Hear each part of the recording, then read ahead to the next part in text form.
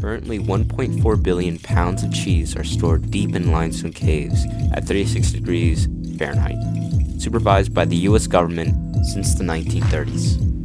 It all started in 1929 when the stock market crashed in the US. It led to vast global effects across the world, such as hyperinflation in Germany and de-inflation in the US. As 1930 came around, FDR was officially elected as President of the United States. And as soon as he got into office, he started implementing an act called the New Deal.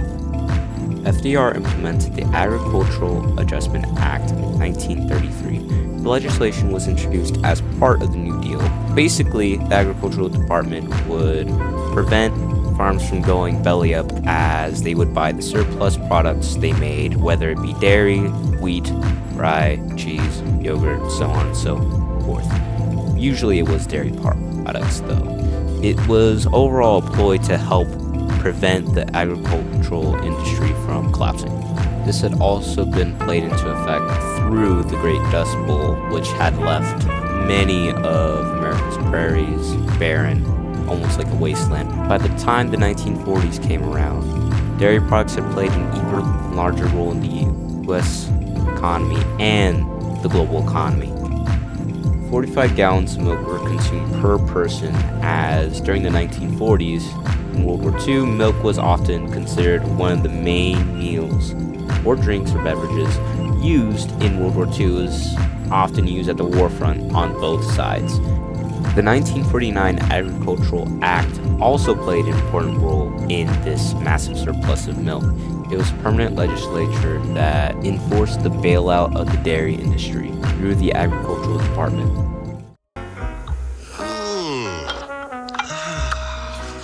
Plate. Knife. Cracker.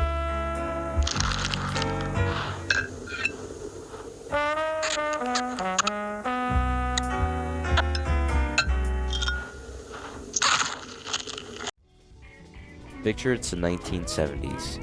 There's national dairy shortage and there's a 30% increase in inflation on dairy products such as cheese, yogurt, milk, and etc., in which millions of Americans and people were depending on throughout the globe through these exports from the US.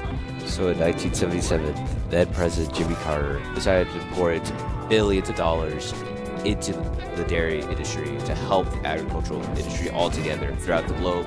The government would often purchase millions of pounds of cheese in excess.